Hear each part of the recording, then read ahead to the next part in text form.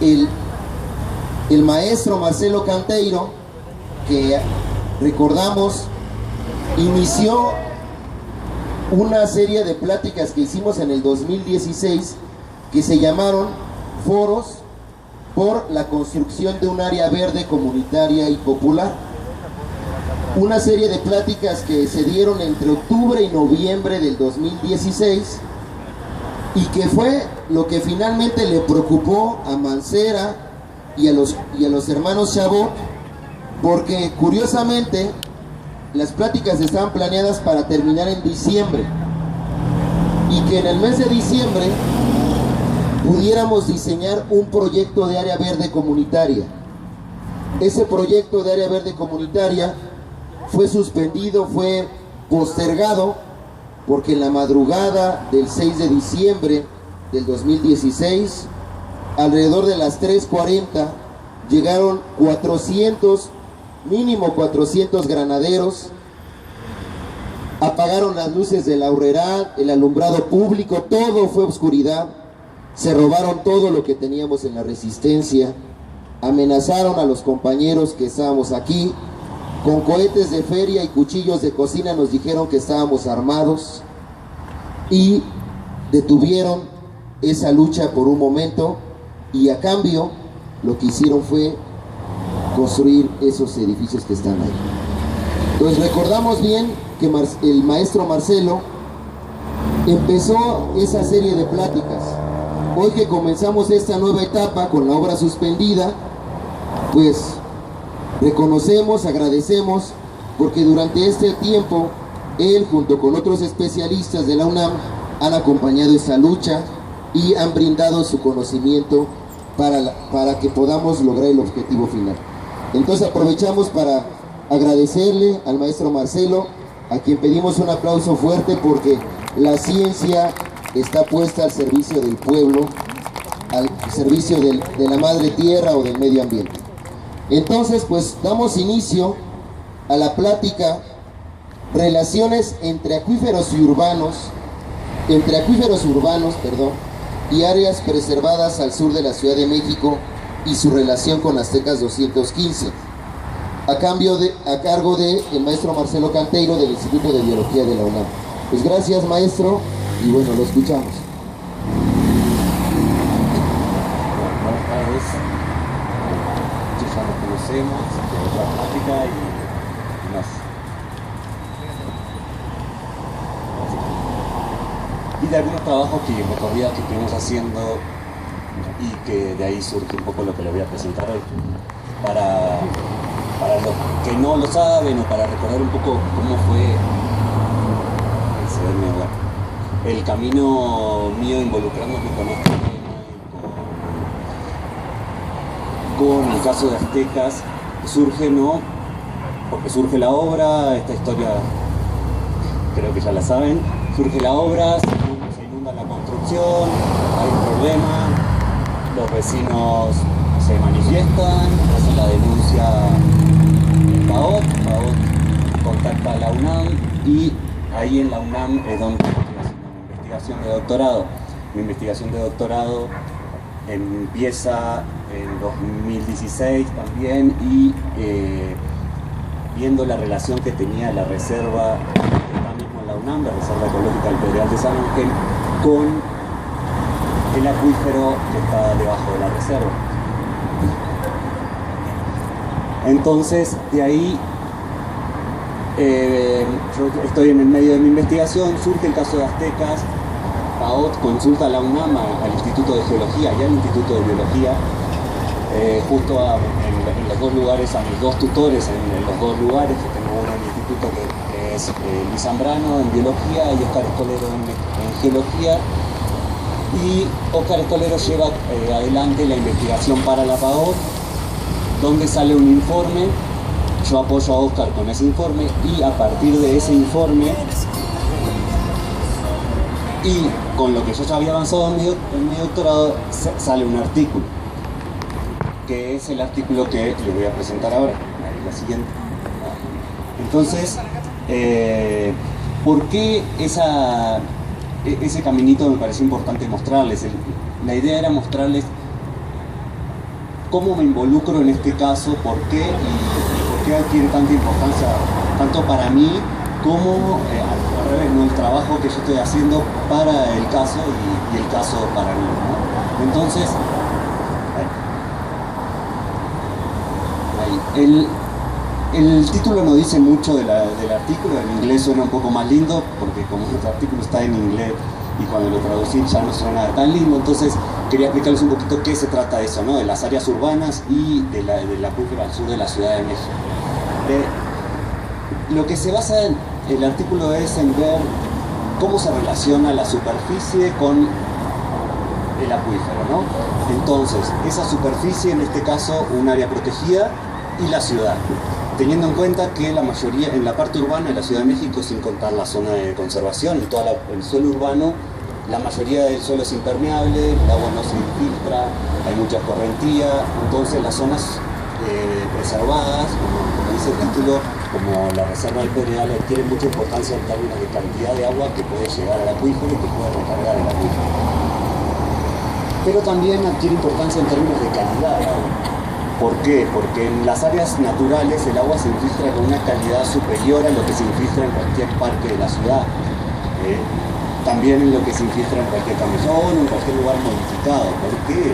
Porque los suelos, por lo general, aunque sean un parque que parece muy natural, el suelo es modificado, el suelo está hecho de rellenos, entonces pastitos, lo vemos muy lindo, pero no es un área natural como el Pedregal, donde el agua se infiltra y casi no recibe contaminantes desde la zona urbana. Entonces, por eso la reserva adquiere importancia desde este punto de vista. Entonces, el objetivo de este trabajo sí es ese, ¿no? Fue comprender cuál es la relación entre los acuíferos, entre los diferentes acuíferos que pueden existir en la ciudad y con la superficie, en este caso con un área preservada en la ciudad. Entonces, para eso fue la metodología, el trabajo de campo que se hizo fue el que se utilizó para hacer este artículo, fue el del informe de Aztecas. Se complementó con algunos otros estudios. En ese informe de Aztecas, que fue el que hizo el doctor Escolero, se mostraron 7 puntos, dentro de los cuales eran 4 pozos y 3 manantiales, 2 manantiales adentro del predio Azteca, 4 manantiales y 3 pozos, perdón, 2 manantiales dentro del predio Azteca, que está la flechita roja, que es el F y el G, un manantial en la cantera de Ciudad Universitaria, al lado del Metro CU, y el otro manantial en una casa muy cerquita acá, que ahora ya no sale agua ahí, en la calle de Atenco. Entonces se tomaron muestras ahí y en 3 pozos que están alrededor de acá de la obra. ¿Para qué era ese muestreo diferenciado entre manantiales y pozos? Y ahí viene la explicación de por qué me involucro con esta investigación. Yo estaba haciendo mi trabajo con una cantidad de pozos, más de 100, alrededor de la reserva. Son en un radio de 5 kilómetros alrededor de Ciudad Universitaria, hay 100 pozos de extracción de agua de SACMEX, 97 y 3 de Ciudad Universitaria en realidad. Yo estaba trabajando con esos pozos hasta que surge el caso de Aztecas, empieza a salir el agua y se contactan con Oscar Escolero. Oscar Escolero me dice: es interesante que veamos eso porque esa misma agua puede ser la que esté pasando por abajo de la reserva y no sea la de los pozos que estamos estudiando. Entonces ahí fue donde cambia toda mi investigación, porque el agua que yo estaba estudiando en un principio estaba bastante más abajo del agua que en realidad recibía lo que se infiltraba en la reserva, que era el acuífero somero. Entonces ahí empieza la diferenciación. Por eso todo el estudio que les voy a presentar es la comparación más que nada entre las muestras, los resultados de las muestras en los pozos y en los manantiales, y cómo eso fue diferenciando a los acuíferos y hasta tener lo que tenemos hoy. Entonces, lo primero que se hicieron fueron pruebas de campo, como temperatura, salinidad, y ahí sí se diferenciaron. Los manantiales tienen 2 grados más que los pozos en promedio, pero es bastante predecible porque están más en la superficie, entonces el agua se puede estar más caliente, no nos da mucha información. Pero Después los componentes químicos del agua no nos dieron un resultado como, no son dos, todo el agua es igual, no hay dos sistemas diferentes, no se diferencian, por eso están los circulitos. Eso en la verdad lo que quiere decir, si están todos pegaditos es porque tienen las mismas características químicas. Entonces vemos que están todos pegaditos y ahí no podemos diferenciar. Entonces pase por allá.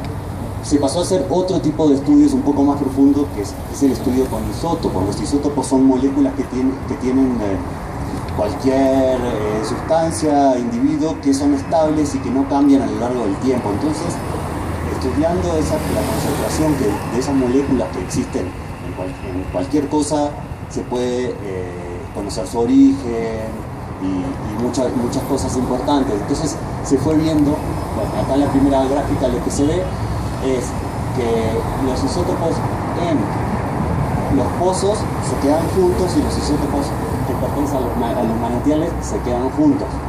Entonces se empiezan a diferenciar. El óvalo dice evaporación. El óvalo que dice porque hay unos valores que están un poco afectados por la evaporación, pero es algo que está contemplado y que es aceptado que hace eso. Entonces lo que empieza a separarnos las dos aguas, ¿no? Lo que pasa es, esto parece que sí son sistemas diferentes al final.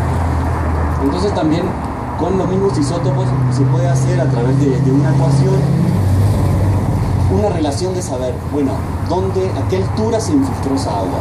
Entonces ahí se vuelven a separar. Se ve que los pozos de sal están juntos y se infiltraron a una altura de 3.200 metros, que corresponde más a la zona de la Q. Mientras que los manantiales están juntos entre ellos y están a una altura de 2.800 metros, que pertenece más a la zona del Chitle, que son derrames diferentes y con diferentes periodos. Entonces se sigue separando los dos sistemas. ¿Qué pasa con los niveles estáticos del agua? Los niveles estáticos en los pozos es cuando el nivel que está el pozo no le estamos haciendo nada, ¿no? Igual que el manantial. Ahí también eso nos dio también que se separan los dos sistemas. En todos los pozos el nivel de agua está a unos 70 metros de profundidad en promedio, mientras que en los manantiales está entre 0, en los que brotan directamente, o como en el caso de Aztecas, está más o menos a 10 metros, que fue donde brotó el agua, 9 metros, cuando se hizo el pozo. Entonces el nivel es mucho más bajo y ya es otra prueba más que empieza a separar los sistemas. Sí. Entonces, hasta ahí, esa información estaba en el informe que se hizo para la PAOT del Departamento de Instituto de Geología con Oscar Escolero. Pero ya para eso convertirlo en un artículo científico que tenga esa validez, habría que seguir haciendo algunas pruebas y algunas demostraciones de que sí eran dos sistemas, aunque todo indicaba que eran dos sistemas. Una de ellas fue, estos eran los pozos que inicialmente les conté que hacían pozos para que trabajaban, que son todas las cosas que están en la zona. Y lo que está claro es información que tiene SACMEX, que es de cada uno de esos pozos, es el corte. Cuando hacen el pozo, sacan el tubo con todo lo que estaba adentro del pozo y ven las diferentes capas de material. Entonces es el corte litológico, se llama, de cada uno de los pozos.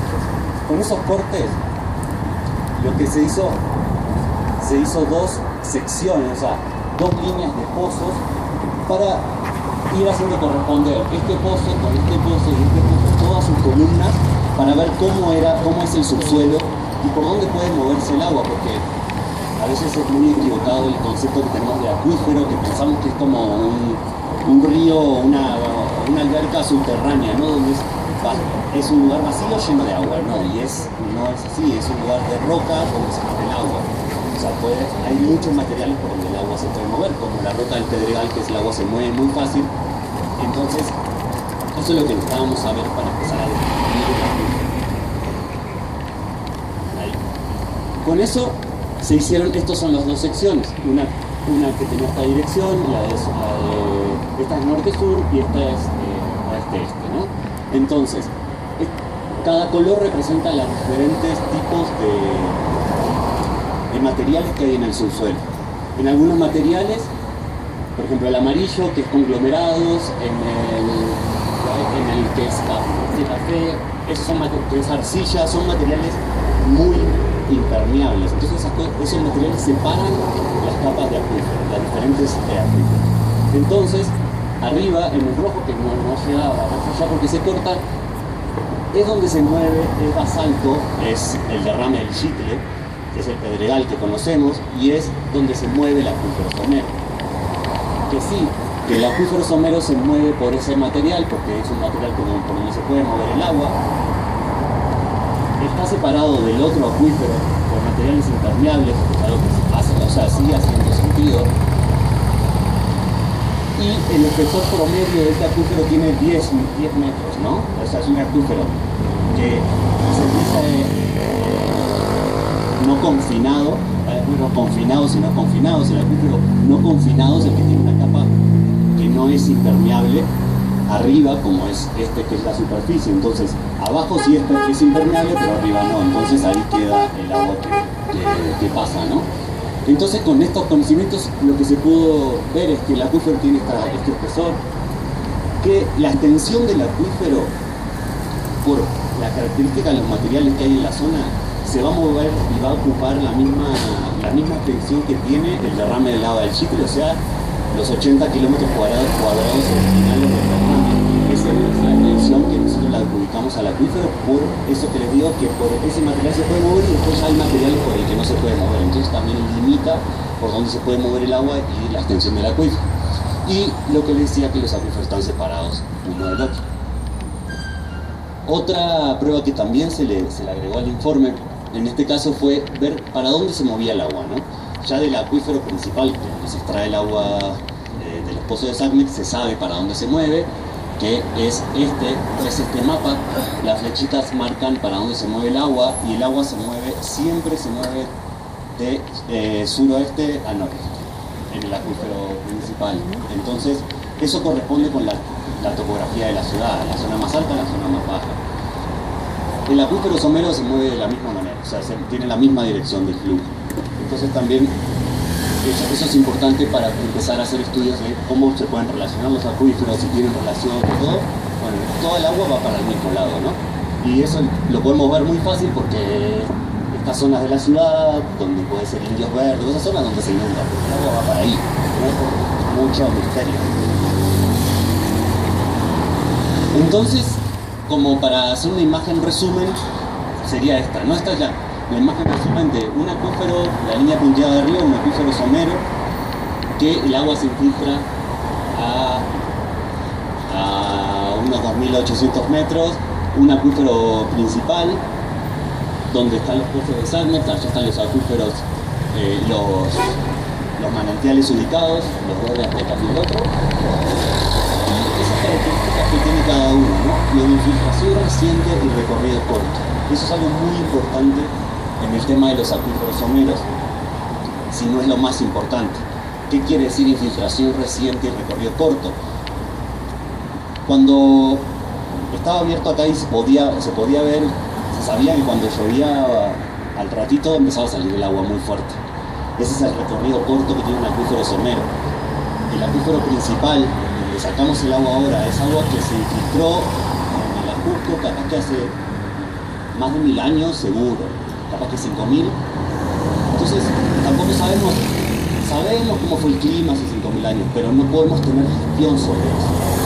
¿Qué quiere decir recorrido corto y infiltración reciente? Sí podemos tener gestión sobre eso. Si sabemos que el agua viene en tal dirección, que se infiltra en tal zona y que demora desde que llueve en el Chitle hasta acá 1 hora en salir, tenemos mucho control para poder gestionar esa agua, para poder no contaminar esa agua, para saber cómo se relaciona con la superficie. Y eso es lo que hace interesante a este tipo de acuíferos, que de a poco van agarrando más importancia en las ciudades, que siempre se los descartó por su contacto estrecho con la superficie. Entonces siempre son muy contaminados supuestamente. Siempre se dice, no, ese acuífero no, mejor, cuanto más profundo, nos aseguramos de que el agua esté mejor. Pero el tema es, cuanto más profundo, menos posibilidad de gestionar tenemos el agua también. Entonces, es como una desventaja, que el agua puede estar mejor, pero no tenés como ningún control sobre esa agua. Si un día se acabó, bueno, hace 3000 años no llovió 1000 años y nosotros no sabíamos, entonces acá sí sabemos y lo podemos controlar. Entonces, bueno, eso es un poquito, implicarse en la gestión de los acuíferos, tiene que conocer esas cosas, ¿no? Y ahí decía también en la relación con la superficie.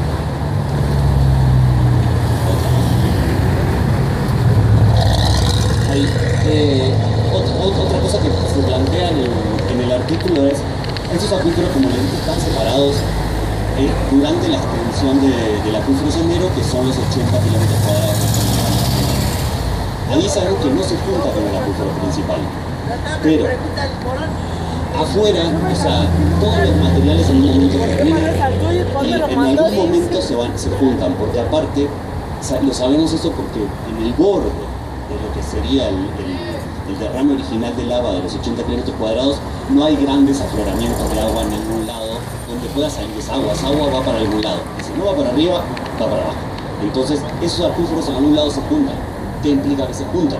Si no nos preocupa el acuífero somero, no lo gestionamos porque está contaminado o algo. Pero después se junta con el que sacamos el agua, en realidad estamos contaminando el otro también. Es lo mismo, no cambia mucho la preocupación tendría que ser la misma o más en el somero que en el otro, porque en el otro el contaminante directamente es casi imposible que llegue. Al somero llega directamente. Entonces, si el agua del somero después se pasa al principal, podemos tener un problema ahí. Ok, en otras zonas hay acuíferos de este tipo a lo largo de la ciudad, en varios lados. Lo que pasa es, como estamos sobreexplotando el acuífero principal, que está sobreexplotado por el consumo de agua. El acuífero principal se vacía, absorbe lo que está arriba, que es el acuífero, aunque las capas sean impermeables, no es impermeable, no es plástico, no son menos permeables. Entonces, si hay algo que lo está absorbiendo, porque nosotros le estamos haciendo presión con los pozos y con las bombas, va a chupar el agua que está arriba y la va a empezar a salir. Se hunde la ciudad, eso todo el mundo sabe que la ciudad se hunde, por eso se hunde la ciudad. Se hace una grieta en Xochimilco y se vacía un canal, es exactamente lo mismo. ¿Por qué? Porque le sacamos el agua de abajo está un poquito más arriba, saca la de la superficie y es una cadena. En el Pedregal no pasa eso. ¿Por qué no pasa eso en el Pedregal? Por la roca. O sea, le vaciamos el agua, pero la roca está mucho más firme. Si es limo o arcilla, con el resto de la ciudad, sí se va a mover, sí se va a rajar, pero acá en la roca del Pedregal no se va, pero sí se va a vaciar. Sí.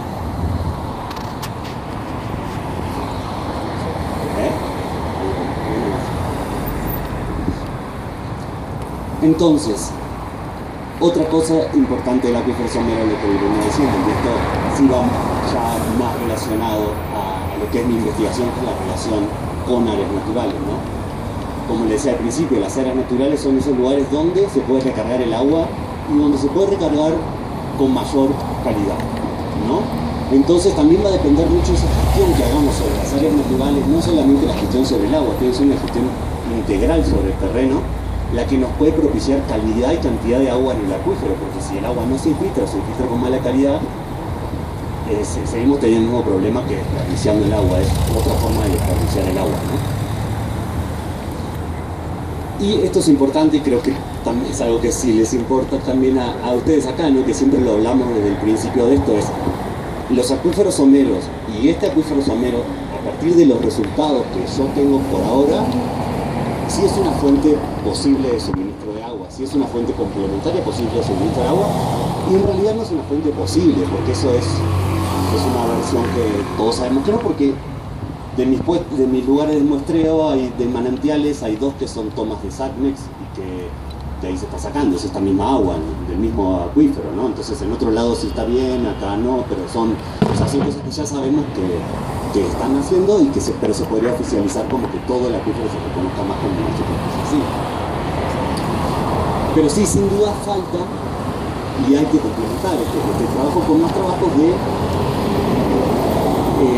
cómo se relacionan los acuíferos en este momento, dónde es esa unión que yo digo que en algún momento se junta, porque en cuanto se tenga ese mapeo más completo de cómo se comunican los acuíferos, cuáles son los límites de todos y todo un conocimiento sobre eso, hay mucho más argumento para decir, no, el agua esta se está yendo para el río. Si esta agua me están diciendo que está mal, esta agua se está yendo para el pozo, lo que sacamos y lo tomamos. Entonces sigue estando mal el otro acuífero, no es porque cambia acuífero se pone bien el agua. Entonces sí se necesita bastante de eso. Y bueno, una de las cosas que me pareció importante explicar y que sí quería explicar, porque yo hace como 1 año y medio que estoy por hacer esta presentación, lo que pasa es que las revistas científicas viven en otros tiempos, de que demoran 1 año y medio para publicar una película más, entonces se vino atrasando eso, pero porque era importante que sí estuviera y que sí se presentara y que sí existiera este documento. Porque el documento de Aztecas, el informe de Aztecas de Geología, es un informe técnico, pero que no es reconocido por la comunidad científica ni por alguien que vaya a hacer un trabajo al respecto, ¿no? Porque es un informe técnico. Cuando uno tiene ya hay un artículo, hoy en día esto se transforma como, bueno, esto es lo que hay sobre la culpa. El que quiera decirlo otra cosa, tiene que hacer un artículo con igual de validez científica o más para probar que esto está correcto, ¿no? Entonces eso da una validez para decir, ok, acá hay un sistema que hoy en día se puede decir con soporte científico que hay un sistema que está marcado por una construcción, que tiene tales características, que sabemos su profundidad, sabemos su espesor, sabemos que se comunica con el otro acuífero, entonces ese tipo de cosas es lo que argumenta la importancia de tener un artículo al respecto. Eso más para usted, para mí es la importancia porque yo necesitaba describir el sistema que no estaba descrito, porque el otro sistema que yo estaba trabajando al principio estaba descrito, este trabajo no lo iba a hacer porque ya lo habían hecho, solamente lo iba a citar.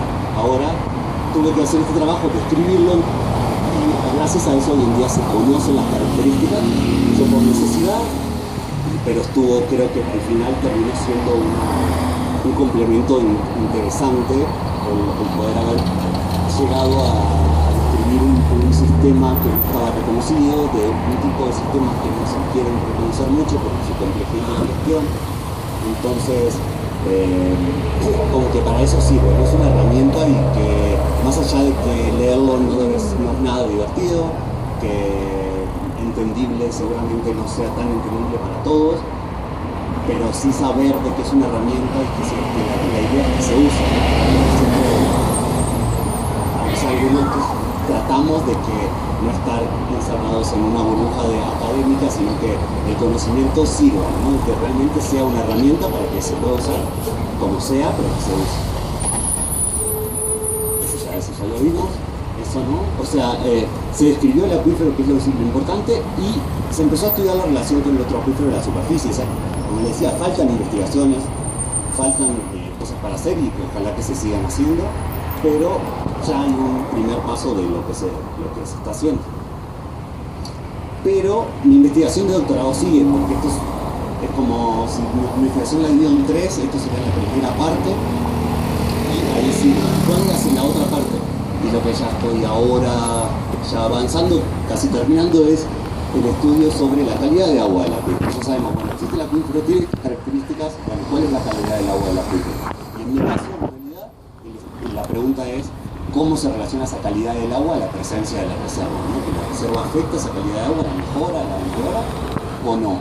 Y para eso, sí, porque tomé muestras en la casa de algunas personas también de acá vecinos, que tienen temas de la pista, que ya no pude tomar, por supuesto, ya no han sacado.